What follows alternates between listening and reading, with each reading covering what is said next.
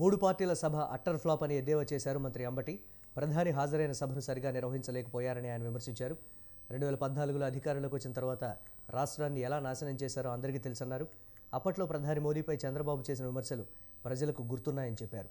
ప్రజాగళం ఏ సందేశం ఇచ్చిందని ప్రశ్నించారు. మూడు పార్టీలు కలిసి పోటీ చేసినా జగన్ను ఓడించలేరని మంత్రి అంబటి ఫైర్ అయ్యారు. మీరు అధికారంలోకి తీసుకొచ్చిన పాపానికి ఆంధ్ర రాష్ట్రాన్ని ఎంత గందరగోళం చేశారో ఒక్కసారి ఆలోచించుకోమని మనం చేస్తున్నాం. మీరు ఎన్ని దుర్భాషలు ఆడుకున్నారో నేను ప్రత్యేకంగా చెప్పాలా. మోడీ గారిని మీరేమన్నారో, మిమ్మల్ని మోడీ గారు ఏమన్నారో, మీ ఇద్దరిని పవన్ కళ్యాణ్ గారు ఏమన్నారో, ఎంతగా దుర్భాషలు ఆడుకున్నారో, ఎంతగా కొట్టుకున్నారో, ఎంతగా నీచంగా మాట్లాడుకున్నారో. ఒకళ్ళొకళ్ళు తిట్టుకున్న మాట వాస్తవం కాదా? ఒకళ్ళొకళ్ళు దూషించుకున్న మాట వాస్తవం కాదా? ఆ మాటలను నేను ఇప్పుడు చెప్పాలా? మోడీ గారిని మీరేమన్నారో మర్చిపోయారా? మోడీ గారు మిమ్మల్ని ఏమన్నారో మర్చిపోయారా? పవన్ కళ్యాణ్ గారు ఏమన్నారో పాచిపోయిన లడ్డూలని అన్నమాట మర్చిపోయారా? ఇవన్నీ ఆర్టిఫిషియల్ ఇంటెలిజెన్సీతో వచ్చినాయి. పొరపాటున మీరేదో ముగ్గురు కలిసి జగన్మోహన్ రెడ్డి గారికి వ్యతిరేకంగా కూటమి కడితే పొరపాటున మీకు ఓటు వేసిన పాపానికి 5 సంవత్సరాలు రాష్ట్రాన్ని చిందరవందర చేశారు. కలిసి పరిపాలన చేశారు, విడిపోయి కొట్టుకున్నారు. కలిసి ప్రయాణం చేశారు, విడిపోయి తిట్టుకున్నారు. దౌర్భాగ్యమైన పరిపాలన చేసి విడిపోయి ఒకళ్ళనొకళ్ళు జుట్లు పట్టుకొని ఇవాళ మేము మళ్ళా కలిసి వచ్చాం, మళ్ళీ అధికారం తీసినామంటే అమాయకుల ప్రజలు, ముఖ్యంగా ఆంధ్ర రాష్ట్ర ప్రజలు అమాయకుల. ఒకసారి మీ పరిపాలన చూశారే, మీ కుమ్ములాట్లు చూశారే, చూసిన తర్వాత మళ్ళా తిరిగి ఈ కూటమికి ఓటు వేసేటటువంటి పరిస్థితి రాష్ట్రంలో లేదని చాలా స్పష్టంగా అర్థమైపోవట్లేదా? తెలుగుదేశం వారిని కానీ, జనసేనను కానీ, భారతీయ జనతా పార్టీని కానీ ఒకసారి ఆలోచన చేయండి. తాడేపల్లిగూడెంలో జరిగింది కదా జెండా సభ, ఎంత బ్రహ్మాండంగా జరిగింది.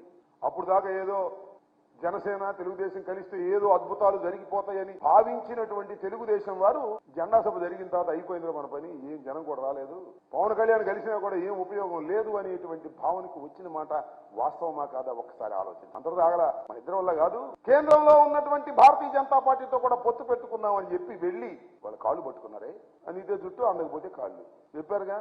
ఒకప్పుడు ప్రధానమంత్రి టెర్రరిస్ట్ అని చెప్పినటువంటి చంద్రబాబు నాయుడు గారు వెళ్ళి అమిత్ షా ఇంటి ముందు పడిగాపులు కాసి కాళ్ళు పట్టుకొని మళ్ళా నేను చెప్పే మాటలు కాదు ఇది, మళ్ళీ చెప్పుకుంటున్నారు టీవీలో, మళ్ళీ వచ్చి పొత్తు పెట్టుకున్నారు.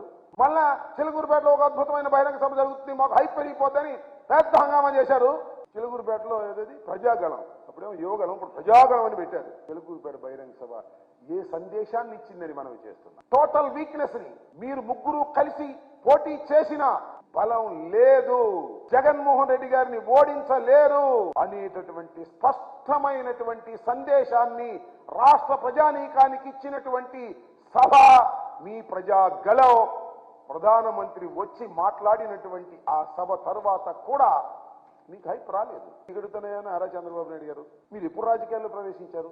డాక్టర్ వైఎస్ రాజశేఖర రెడ్డి గారు మీరు ఒకేసారి రాజకీయాల్లో ప్రవేశించారు. డాక్టర్ వైఎస్ రాజశేఖర రెడ్డి గారు జగన్మోహన్ రెడ్డి గారి తండ్రి, ఆయన కుమారుడు దురదృష్టవశాత్తు ఆయన మరణించాడు. ఆయన కుమారుడు పార్టీ పెడితే అప్పుడెప్పుడో పెట్టిన రాజకీయ పార్టీ, అప్పుడెప్పుడో రాజకీయాల్లోకి వచ్చిన నువ్వు కుమారుడు వయసున్న రాజశేఖర రెడ్డి గారి కుమారుడితో ఇక రాలేకపోతున్నావే, ఇది నీ వైఫల్యం కాదా? ఇది నీ అభద్రతా భావం కాదా? ఇద్దరితో కలిసి రావడానికి కూడా అభద్రతా భావం, ముగ్గురితో కలిసి వస్తున్నావు అప్పుడు అభద్రతా భావమే. ఎవరు లేరు లేదా అని కూడా కలుసుకుంటావు. నలుగురు ఉంటే నీ మొత్తం రాజకీయం అంతా ఈ 5 సంవత్సరాలు అభద్రతా భావంతోనే బతుకుతూ ఇవాళ అంటాడు భద్రత లేదంట. ప్రధానమంత్రి గారు వస్తే భద్రత చూపించలేదంట రాష్ట్ర ప్రభుత్వం, పోలీసు యంత్రాంగం. ఏమైనా తెలియగెడతాను. నారా చంద్రబాబు నాయుడు గారు మీరు చాలా అనుభవజ్ఞులు కదా, 40 సంవత్సరాల పైచులకు రాజకీయ చరిత్ర ఉంది కదా, ఎన్నో మహానాడులు తీర్చిదిద్దారు కదా, ఎన్నో బహిరంగ సభలు నిర్వహించారు కదా.